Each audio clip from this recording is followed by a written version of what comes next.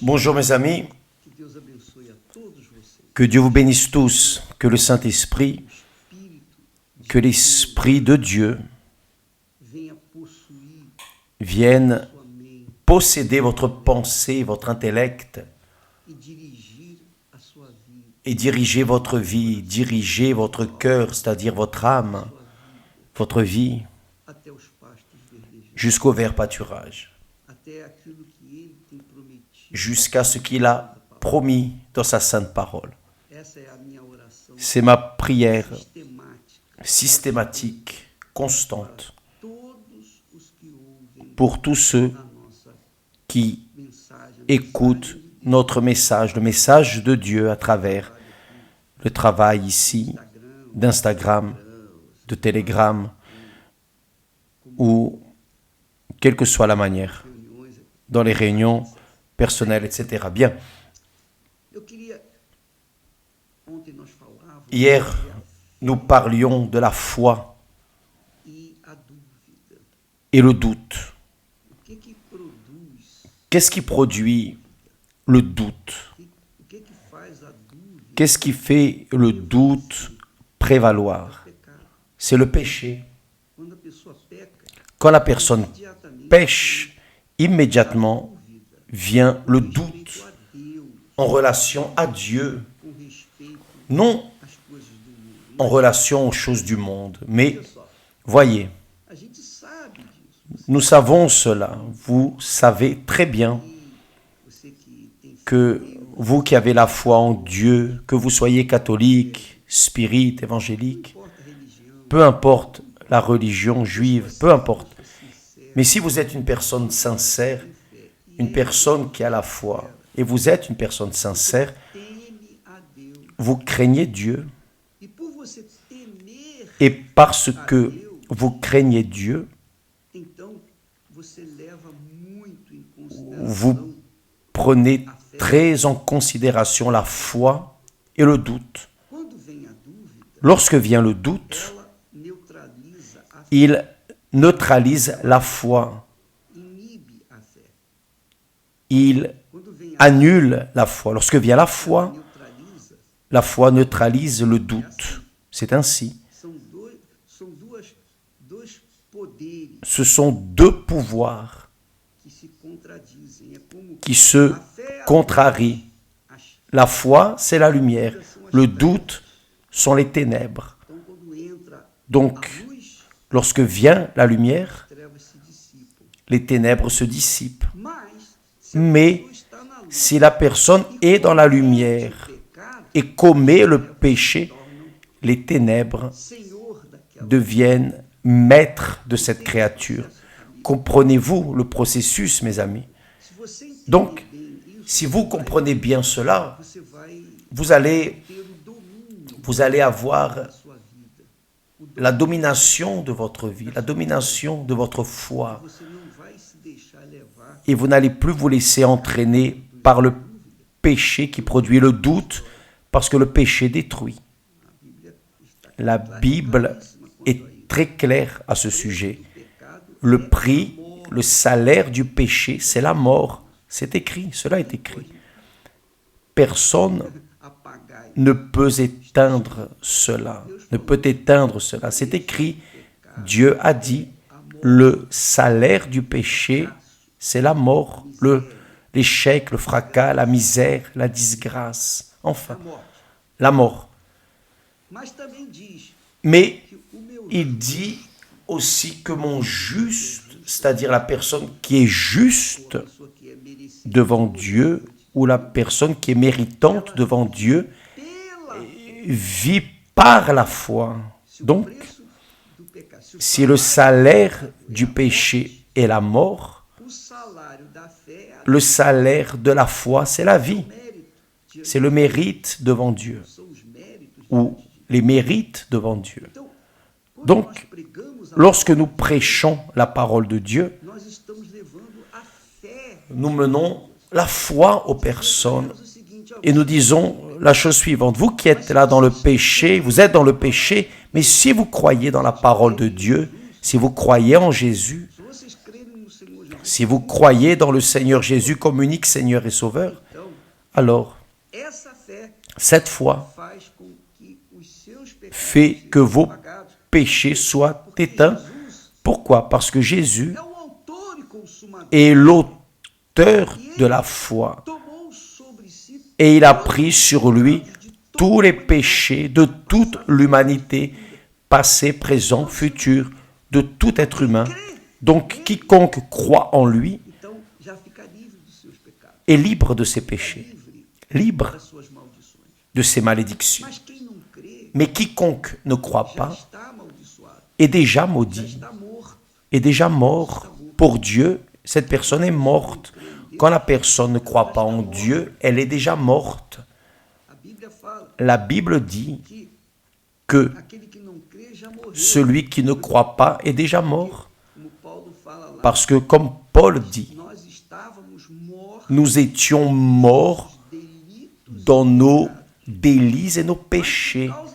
Mais à cause de la foi dans le Seigneur Jésus, il nous a ressuscités. C'est-à-dire, la foi dans le Seigneur Jésus-Christ nous ressuscite, nous donne la vie. Et c'est pour cela que je vis, et c'est pour cela que nous prêchons la parole de Dieu. Parce que la parole de Dieu, où qu'elle arrive, si la personne croit en elle, elle est libre de ses péchés. Donc, peu importe si la personne est blanche, noire, si elle est homosexuelle, lesbienne, belle, laide, bandit, voleur, la personne est ce qu'elle est. Ce qui compte est la chose suivante. Où la lumière de l'évangile de notre Seigneur Jésus est arrivée, les ténèbres se dissipent. Maintenant, si la personne se laisse entraîner par le péché ou commet le péché, tombe dans le péché, tombe dans la tentation, ce péché, l'esprit du péché, devient le maître de cette créature. Et là, elle est morte dans ses délits et péchés devant Dieu. Le royaume de Dieu, c'est le royaume constitué par ceux qui ont le Seigneur Jésus-Christ comme roi, Seigneur de leur vie, de leur volonté. Donc, quiconque vit dans le royaume de Dieu vit dans le royaume de paix, d'allégresse, de justice. Pourquoi? Parce qu'il suit les normes, il suit les directives du roi, le seul qui est roi, Seigneur et Dieu. Le roi des rois, le Seigneur des seigneurs. Le roi, notre Seigneur, est roi. Il n'a pas été élu. Il était déjà avant toute chose. Il est auto-existant. Personne n'a créé Dieu. Dieu n'a pas de mère. Dieu est Dieu. Il est auto-existant. Il a créé la foi pour donner l'opportunité à tous ceux qui croient en lui. Maintenant, vous pouvez bien comprendre quand Jésus dit « Celui qui écoute mes paroles et les pratique est aimé de mon Père. » C'est celui qui m'aime. Donc, mes amis, la parole de Dieu est la parole qui fait qu'il y ait de la discipline dans notre vie. Donc, nous vivons dans la discipline du royaume de Dieu. Dans cette discipline, nous sommes gardés, protégés par la foi dans notre Seigneur Jésus-Christ. Je ne le vois pas, je ne le sens pas, je ne le touche pas, mais j'ai la certitude, c'est une conviction personnelle que nous avons, que tous ceux qui vivent dans le royaume de Dieu, qui sont nés de Dieu, nés du Saint-Esprit, ont en eux. Donc, par exemple, Si je commets un péché, immédiatement, ma foi reste, comment dire, en doute.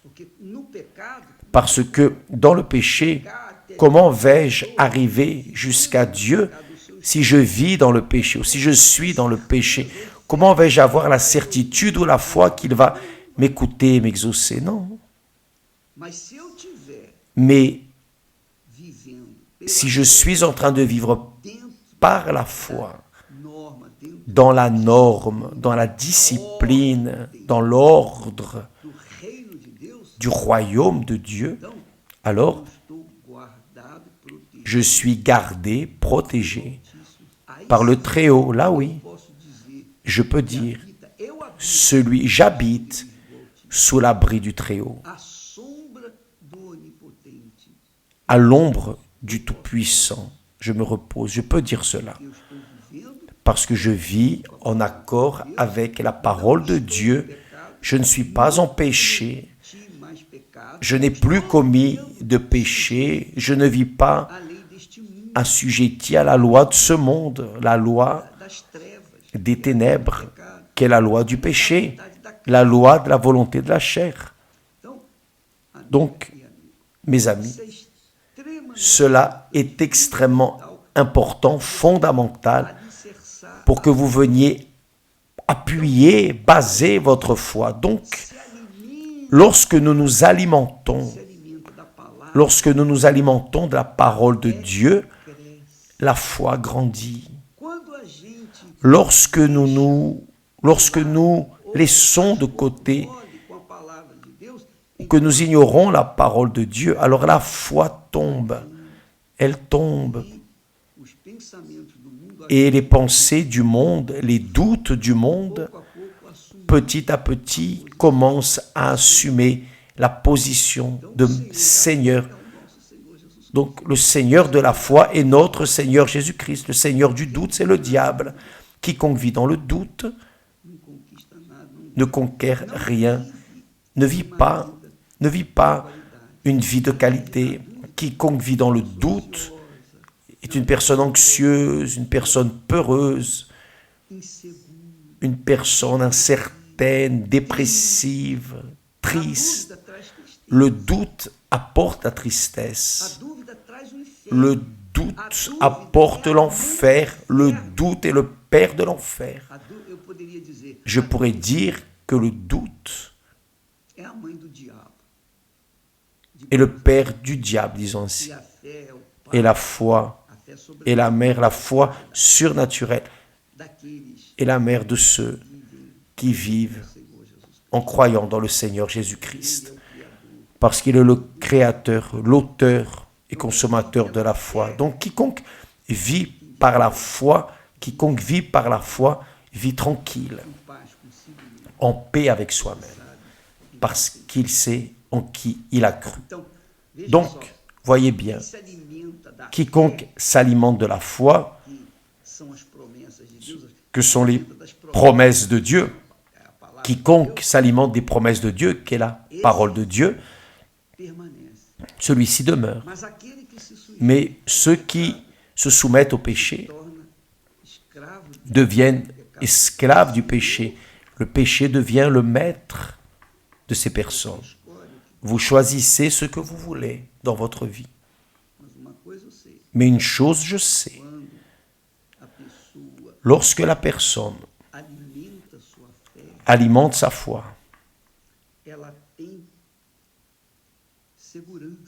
elle a une assurance en soi-même. C'est la réalité. C'est pour cela que Jésus a créé l'Église. Jésus a créé l'Église précisément comme un lieu où s'assemblent seulement les personnes qui se soumettent à sa parole, aiment écouter sa parole, viennent alimenter leur âme, leur esprit avec sa parole.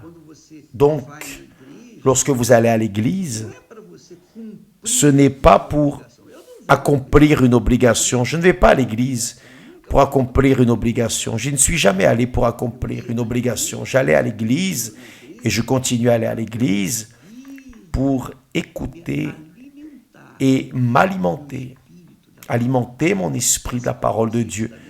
Tout comme vous qui me regardez en cet instant, pourquoi est-ce que vous regardez? Le visage que j'ai est le même. C'est la même chose. Ce qui fait la différence, c'est que vous voulez entendre la parole de Dieu. Parce que la parole de Dieu vient nourrir, donner la vitamine à votre foi, à votre esprit. Et vous vous refaites de vos faiblesses, etc. L'Église du Seigneur Jésus a été instituée par le propre Seigneur Jésus. Elle est un corps. Et le propre Seigneur Jésus est la tête de l'Église. Et son corps, ce sont les membres, font partie du royaume de Dieu.